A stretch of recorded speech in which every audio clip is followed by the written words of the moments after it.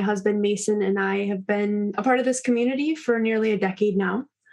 Our professional backgrounds, he works in IT project management, and I spent about 5 years in corporate human resources.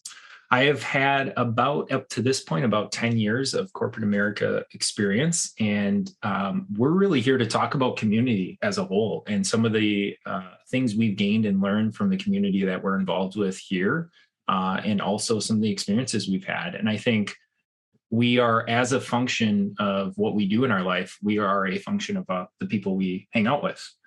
And whether that be corporate America, a church, a family, a sports team, whatever you've done in your life, your really cultivation of those experiences kind of makes up who we are. And so I wanted to talk, I thought it'd be fun to just kind of unpack like what makes up, who are the people in our community, what makes up of them. And I think what I've always been attracted to is the fact that, you and I think we're kind of praying to get around some people who are like-minded, who are positive, who are going somewhere in life, who are energized about life. So that like-mindedness has been really, really valuable for me. We also have a lot of people who kind of want to live out the same values as us. And for us, a lot of our values, we call it our kind of vertical alignment, where we talk about this all the time, which is God, family, our faith and our family, that makeup. And then we also talk about our finances and our jobs. And then obviously, our side ventures, our side hustles that we're working on. And I just remember kind of getting around and starting to interact with people. And my dad used to always say, like, hey, you should spend time with people who are salt of the earth. And I'm like, what the heck does salt of the earth mean? And then I met, our mentors, Eddie and Cassie. And I'm like, these are salt of the earth people. Mm-hmm. Like, they're just really good people who are just trying to do the best to help others. And I was really, really attracted to that. And I think I've learned over time, being around people that are like-minded, that share similar values, that have similar ambitions, that there's a power in mastermind. There's a power in diversity of thinking. Mm-hmm. And that kind of leads to a lot of innovation and really for me gave me a lot of hope. And which has been a really cool thing. And I think I just want to instill in people listening to this that you play a critical role in the community if you become part of this community, mm-hmm. because you are what we call the next generation. And that has nothing to do with age. That has nothing to do with looks. That has everything to do with the fact that you're the next upcoming leader who's going to carry on the values and some of the principles and go out there and impact and help other people. Yeah, the beautiful thing about entrepreneurship and this community specifically is that you don't have to, come from a certain socioeconomic background. You don't have to have a certain degree. You don't have to have a certain business acumen or strong skill set. Like, we've developed an environment where those can be fostered and grown if you're willing to put in work and be coachable. So I was 19 when I was introduced to this community. Like Mason said, I was at a point in my life where I was really craving change. I was looking for better people to influence me and just for more stability in my finances and just in my own spirit and being. And so that was one of the biggest things that drew me in. Wasn't just like, hey, this is a viable business for me to actually pursue at a young age with no money and no experience. Yeah, you said it great, Ellie. I think I looked up Webster's definition of community. It says a group living together who are having a particular similarity in characteristics and things in common. And I just thought for us that's what it's been really all about. And for us it's a diversity of people who have one thing in common, and that's the pursuit of something bigger than themselves. Mm-hmm. And two things we really talk about within our association of people is contribution and culture. Mm-hmm. And when we talk about contribution, what we talk about is really a community of people helping each other, who are helping each other and help the group of individuals, advance and grow. And we use a term, it's funny because we've been, boating recently. Mm-hmm. It's a rising tide raises all ships. Mm-hmm. And this idea that it's not people competing against each other, the biggest competition I've had in this association is myself. I'm competing against myself, but we build each other up in the process, because you're not really competitors. You're builders up of people. And then I think the culture, from my perspective, is, really just our principles that we're living out. And so culture isn't, again, based on where you come from and what you look like and your religion or whatever. Culture is all about the principles that we're following. And I've just seen a lot of those being lived out. Yeah, absolutely. I think in general, in the entrepreneurial or corporate world, it can get really dog eat dog. And I think a characteristic that's really important for any entrepreneur to have or to foster and grow, and especially is going to be helpful in this environment, is being self-motivated. But one of the most beautiful things about this community is that although we are entrepreneurs, although we are growing our own businesses, we have a lot of support around us. And I feel like we're most spoiled in that way, right? Where we have an encouraging environment, not one that we're competing against one another. And so if you're a natural competitor, I mean, there's a lot of opportunity for you to excel. You'll meet other people that have that same type of nature who can be a running buddy to you, but at the same time, or running buddy. Yeah, buddy. Yeah, for sure. But at the same time, if that's something that you have to foster and grow, just knowing that like this is an environment that will uplift and encourage and help you actually get from point A to point B, from, hey, this is a skill set I don't have, but I do want to have and develop, and create just a lot of accountability in that, which I think that's one of the biggest thing our world needs more of, and our lives need more of, is just accountability in the areas that we want to grow and develop.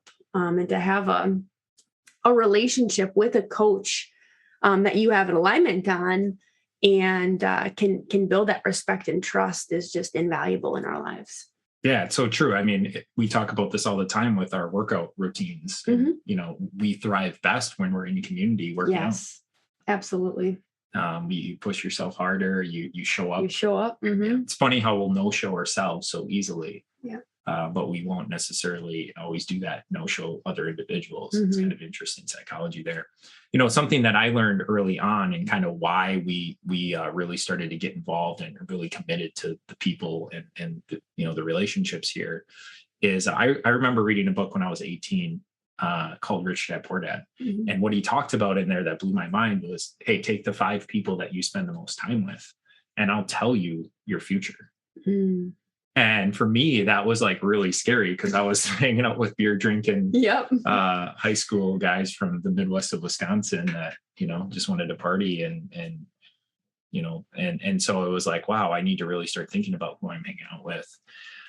And then one thing I've learned is that even somebody like me, who's more of a type A personality, who's kind of like get things done on a list, I'll add things to my list to check it off type person, pretty strong-willed.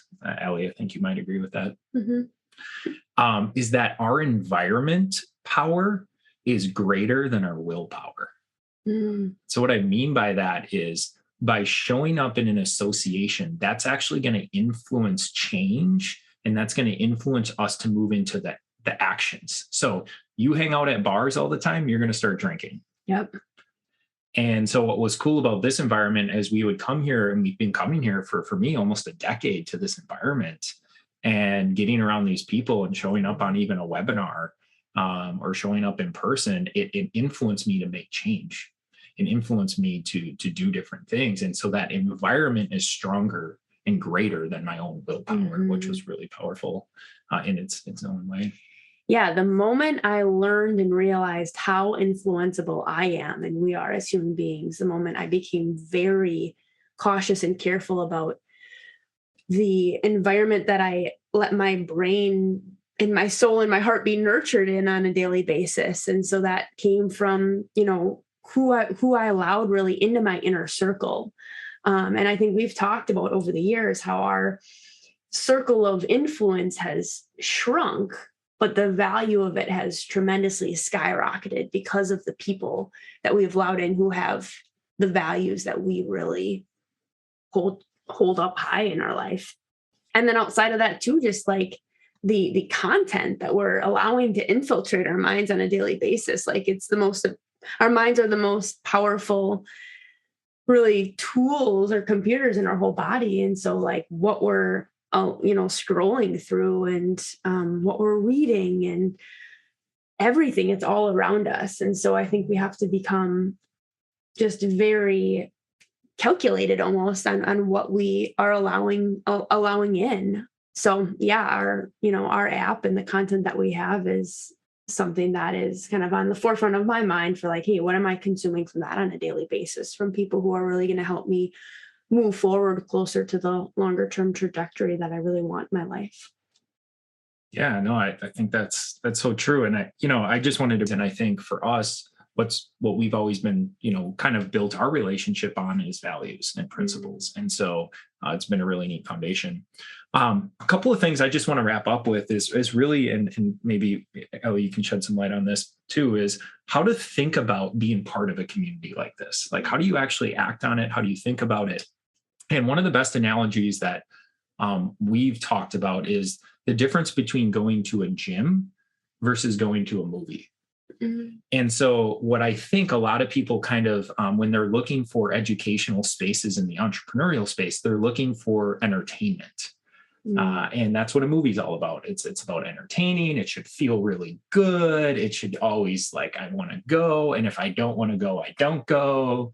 That's the movie feel. Versus the gym feel is what? It's development based. Mm-hmm. It's not about entertainment. It's about development. It's about growth. It's about pain. It's about actually sometimes it hurts to show up. Yep. I don't want to show up. But when I do show up, what happens? And one of the things we've been talking about is first level consequences versus second level consequence. And the first level consequence of going to the gym is what? I don't want to either because it's painful. The second level consequence is actually a positive. I feel better. And what we've experienced in this environment is that we feel better when we show up. The problem is you have to have that mindset about the community. You have to have the idea that I need to show up even when I don't feel like it. In fact, I would argue that's the most important time to show up. Yeah, the reality is you aren't going to enjoy 100% of any work that you have to do, whether it be in your profession, whether it be in, raising your children, whether it be in your marriage, and totally in this business as well. It's, it takes just a lot of, I think, intentional decision on a daily basis just to push through a lot of the excuses that our minds will tell us. Like, I'm tired. I've had a rough day, whatever it may be. Like, life is just hard for me right now. There's so many things that we'll tell ourselves, but the reality is that the roller coaster will continue, right? Life will always hit us in whatever capacity it may be. And that's where I just have really valued the more holistic mentorship that this community has offered me, right? It's not just about, hey, am I developing these skill sets in business, which are very important to my success, but like, how am I navigating the decisions on a daily basis with my family, with how I'm spending my time and my priorities, with my financial decisions, with my own health? Because most of the times it's those areas that people misstep without guidance, and it throws them completely out of the ball game. And so there's a lot of trust in a relationship that has to be developed in order to be able to really say like, hey, I trust you with helping me navigate these different areas of my life. But for us, that's what this community and this business has been all about. Yeah. A couple things I want to mention. I think we'll wind down. That's very well said. When I walk into a room or get on a webinar with anybody in the community and they have created maybe a platinum size business or a Q12 business, I know what they've gone through and I can connect with them immediately. Mm-hmm. We have this level of connectedness. Mm-hmm. We meet somebody on the street and they're like, oh, we're part of whose team and we're platinums. It's like, we get it. We get each other. Yep. So it's really special. It's a really special kind of camaraderie there that I miss from athletics that we get here, that I miss that camaraderie and that coming together, and wanting to be part of an inner circle, wanting to be I love how Carrie says it. It's a horseshoe. So that means anybody can be a part of it. You just got to work for it. And so a couple of things we do in this community, just to recap, we work hard together. Mm-hmm. We have a ton of fun working hard together and living life together. We serve each other. Mm-hmm. We ask thoughtful questions about each other, and we build each other up. Yep. That really represents, I think, who we are and what we're about. And I want to leave people with 2 questions to end things. 2 questions that I think you should think about. Should a life-giving community always feel good? And the second question is, should there be some sort of sacrifice from individuals within the community if it's a strong, growing, life-giving community? Obviously, Allie and I know the answers to that, and we hope you do too. And we wish you the best on your journey. For the calendar year 2024, the average income from Amway for all U.S. registered IBOs at the Founders Platinum level and below was $723 before expenses. See www.amway.com